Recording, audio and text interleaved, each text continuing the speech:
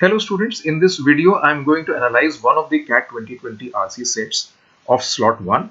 This was a relatively difficult passage. The theme of this passage is anarchism. Let's do a quick mental mapping of the passage and figure out the main points from each paragraph before we start analyzing the questions. Paragraph number 1, it says that the word anarchy was used in a derogatory sense until 1840, which means after 1840 it developed as an ideology. So the main takeaway from the first paragraph is like anarchism developed as an ideology. This we need to understand. And this is substantiated by this sentence. Proudhon argued that organization without government was both possible and desirable. Anarchism can be seen as an ultimate projection of both liberalism and socialism. The second paragraph extends the ideology of anarchism and introduces what is wrong according to anarchism, as in the outcome of the French Revolution is quoted as an example of what anarchists viewed as wrong. Anarchism arose not only as an explanation of the gulf between the rich and the poor in any community, and of the reason why the poor have been obliged to fight for their share of a common inheritance. So this actually talks about why a revolution is required in order to fight for the rights, and what anarchists viewed as injustice, like the outcome of the French Revolution. What happened after the French Revolution? It resulted in the emergence of a newly rich ruling caste, and therefore it suppressed the poor people. The requirements and rights of the poor people were not taken into consideration. This is the point. Paragraph number 3 portrays the basis of anarchist uprising. The anarchists believed that the workers and peasants who were fighting against centuries of exploitation and tyranny were betrayed by the new class of politicians. This probably happened after the French Revolution, as brought about in the passage. We can connect it with the second paragraph. This paragraph brings forth a very important point which you need to understand. The emergence of the state power acquired by the politicians through violence and terror. And remember, this happened after a revolution which was meant for the workers and peasants. This shows that workers and peasants were inevitably betrayed by the new class of politicians, which I've explained to you. After every revolutionary uprising, one at a very heavy cost for ordinary populations, the new rulers had no hesitation in applying violence and terror. So what I explained to you is brought forth by these sentences, right? The fourth paragraph, for anarchists, the state itself is the enemy. Now you can very clearly see why this is true. The new government, the new politicians did not care for the poor people. In fact, they suppressed the poor people. The gulf between the rich and the poor was widening, and the poor people did not get their rights. Obvious result would be they will consider the state itself as the enemy, because the state, instead of supporting the poor people, is protecting the privileges of the powerful, and that's what is written here. So as a result of how the state behaved, or how the powerful politicians behaved after these revolutions, especially that French Revolution, the anarchists started applying the same interpretation to the outcome of every revolution after 19th and 20th centuries. What was the reason for that? This is not merely because every state keeps a watchful and sometimes punitive eye on its dissidents, but because every state protects the privileges of the powerful. So all states behave in this manner. All states resort to punitive measures or violence in order to suppress the voice of the dissidents, in order to suppress the voice of people who revolt or who fight for their rights. The fifth paragraph introduces the idea of anarchist communism, which is based on the ideology of communism discussed so far in the passage. The focus of anarchist communism is who should have the control of property, natural resources, and means of production. We can connect it very well now. Local communities and not the state. And that's the answer. And another perspective of anarchist communism, as expressed in the form of collectivist anarchism, is individuals have the freedom to possess the resources needed for living without usurping the resources needed by others. The sixth para connects with the freedom of individuals in the fifth para, and explains one of the traditions of individualist anarchism. Now, the overall mental mapping of the passage is done. To give you a quick snapshot, paragraph number 1 to 4 sums up how anarchism developed as an ideology, what the ideology was, and why were the anarchists against the state. The fifth paragraph explains anarchist communism that has been the mainstream propaganda for the last 100 years, and the sixth paragraph connects with the freedom of individuals and explains the traditions of individualist anarchism. That is about it. Now we are all set to analyze the questions. Question number 1. The author makes all of the following arguments in the passage except. Let's read the first option. The failure of the French Revolution was because of its betrayal by the new class of politicians who emerged from it. This argument is related to the reason of the failure of French Revolution. Let's figure out. This can be understood from the information given in these two paragraphs. What went wrong? It had, as in the French Revolution had, ended not only with a reign of terror and the emergence of a newly rich ruling caste, but with a new adored emperor Napoleon Bonaparte. This highlights the outcome of French Revolution, which in a way was its failure. Now let's see what the reason for this failure was. The anarchists and their precursors were unique on the political left in affirming that workers and peasants were inevitably betrayed by the new class of politicians. Now, in the new class of politicians, Napoleon is also included, it's implied. So, based on this piece of information that workers and peasants were inevitably betrayed by the new class of politicians, the outcome of the French Revolution, which was basically the failure of French Revolution, was also a result of this kind of betrayal by the new class of politicians. This is what the author wants us to understand. Therefore, 1 is an argument given by the author in the passage. This option should be eliminated because the question says except. Let's read the second option. Individualist anarchism is usually constituted of many streams, all of which focus on the autonomy of the individual. The answer to this question can be figured out from the last paragraph of the passage, and in the penultimate paragraph, last sentence, there is a hint of it. Let us figure out. Let's read this portion.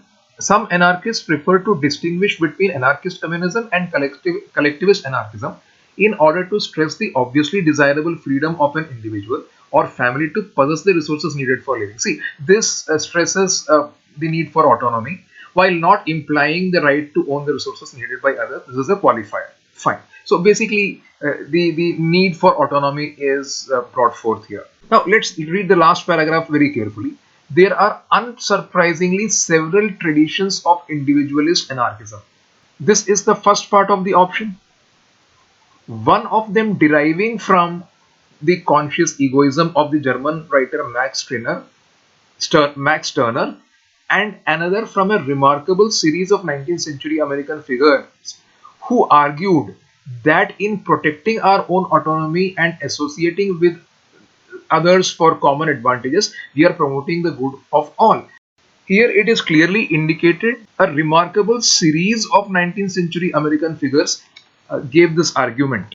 The argument of protecting our own autonomy and associating with others for common advantages, which means this was commonly believed irrespective of the small differences in the several traditions that might have existed.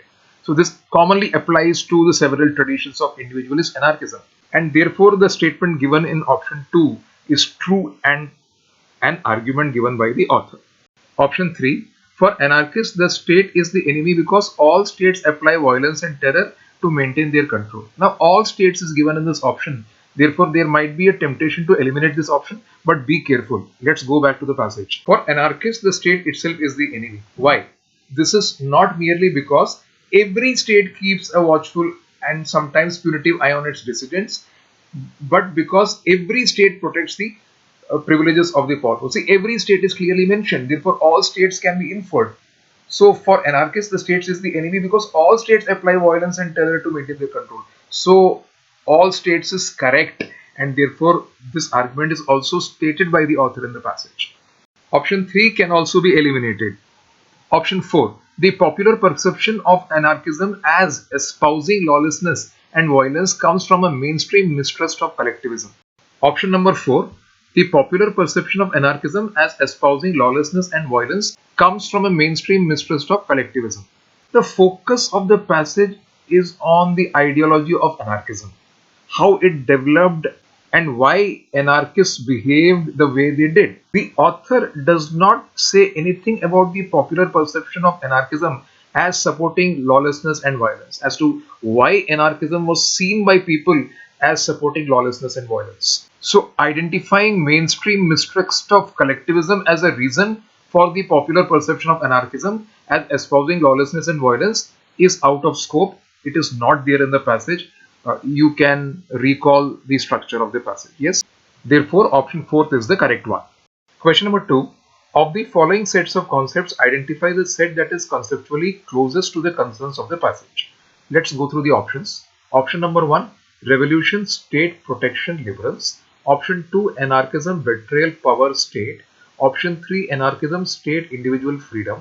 Option 4, revolution, state, strike, egoism. Now you see, the main concerns of the passage moves around anarchism and its ideology, right? Which means including revolution and excluding anarchism would be wrong. So first and fourth option can therefore be eliminated since they do not have anarchism in it. Now we are left with options 2 and option 3. Both have anarchism in it. Let's figure out what the difference in these options is. Betrayal, power, state. It says state, individual freedom. So the difference lies in betrayal, and the common thing in option 2 and 3, anarchism and state are mentioned in both, although in a different sequence. In third, anarchism, state is mentioned, individual freedom is also mentioned.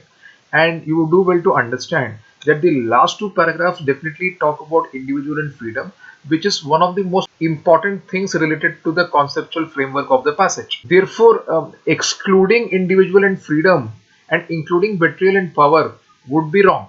In fact, you see, betrayal and power are related to state only, and therefore second option can be eliminated. The correct choice should be the third one. Question number 3. The author believes that the new ruling class of politicians betrayed the principles of French Revolution, but does not specify in what way. In the context of the passage, which statement below is the likeliest explanation of that betrayal? Keep in mind that the key word here is betrayal. So you should make an attempt, a conscious attempt to connect the statement given in the options with this word betrayal. That will come in handy to eliminate the options. Let's read the first option now. The new ruling class rose to power on the strength of workers' revolutionary anger, but then turned to oppress that very class. Does this smell of betrayal? As in, does this amount to betrayal? Yes, because first they used workers' revolutionary anger as a stepping board and then turned to oppress that very class. This is definitely betrayal. Yes? Okay, let's read option number 2. The new ruling class was constituted mainly of anarchists who were against the destructive impact of the revolution on the market. Just think about it. What was the consequence of the French Revolution? The creation of a centralized power state? Yes. If the new ruling class was constituted mainly of the anarchists, they would never have supported the creation of a centralized power state. Yes or no? Therefore, option 2 is false according to the passage. This cannot be inferred. And in any case, this doesn't explain betrayal. Option 3, the anarchists did not want a new ruling class but were not politically strong enough to stop them.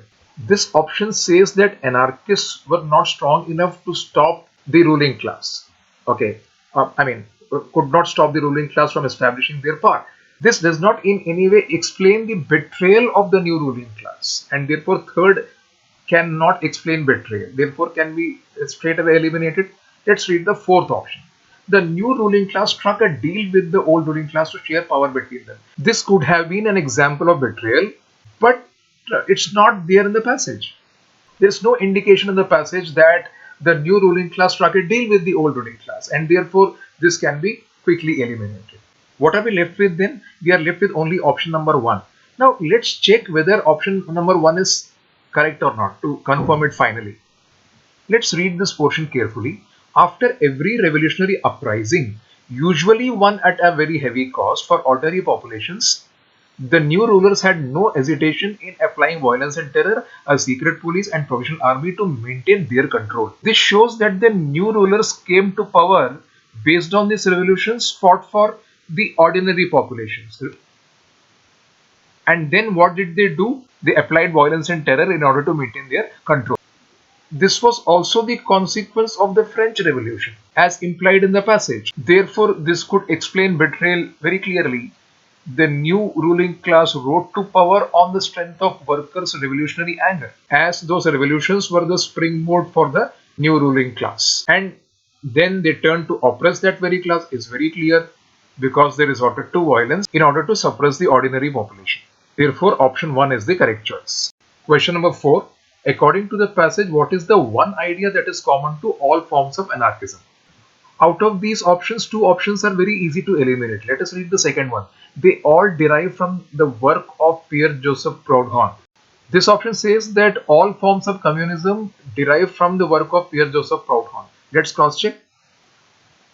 Let's read this portion. Anarchy was used in a derogatory sense until 1840, when it was adopted by Pierre-Joseph Proudhon to describe his political and social ideology. Does this in any way mean that all forms of anarchism derive from the work of Pierre-Joseph Proudhon? No, this is definitely false, and therefore this should be quickly eliminated. Third option, there is no idea common to all forms of anarchism. This is a false statement, a contradictory statement. There is an idea common to anarchism which can be identified. Let us compare options 1 and 4 now. Option 1 says all forms of anarchism focus on the primacy of power of the individual. Option 4 says all forms of anarchism are opposed to the centralization of power in the state. Let us figure it out. We have already analyzed the structure of the passage, and we are very sure that this is the most important aspect, the fundamental aspect of the anarchist ideology. For anarchists, the state itself is the enemy. This is not merely because every state keeps a watchful and sometimes punitive eye on its residents, but because every state protects the privileges of the powerful. From this, it's very clear that anarchism, any form of anarchism, is not going to be without this characteristic feature. This is the base of the ideology.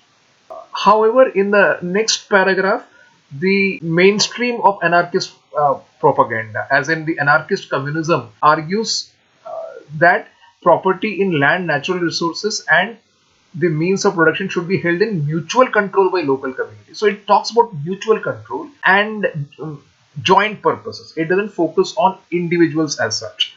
But then, yes, this paragraph towards the end talks about individual freedom to possess the resources needed for living. Even here, it does not strictly talk about the primacy of individual power.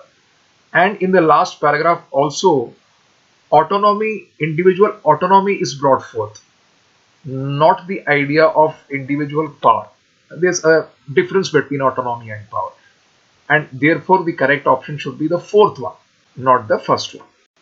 Which one of the following best expresses the similarity between American individual anarchists and free market liberals, as well as the difference between the former and the latter? To simplify the statement, it's like which one of the following best expresses the similarity and difference between American individual anarchists and free market liberals? The answer to this question can be found in the last paragraph of the passage. Let us figure it out. Let us read this portion. 19th century American figures who argued that in protecting our own autonomy and associating with others for common advantages, we are promoting the good of all. This is the view held by the American individualist anarchist. These thinkers differed from free market liberals in their absolute mistrust of American capitalism and in their emphasis on mutualism. So what's the difference? American individualist anarchists did not believe in capitalism and emphasized on mutualism, unlike the free market liberals. That's about it. Now let's check the options. First option, both are founded on the moral principles of altruism.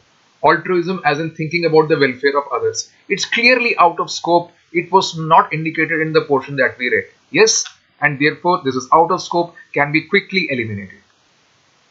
Both prioritize individual autonomy but the former also emphasize mutual dependence while the latter do not do so. We will come back to this option later. However, both prioritize individual autonomy is correct.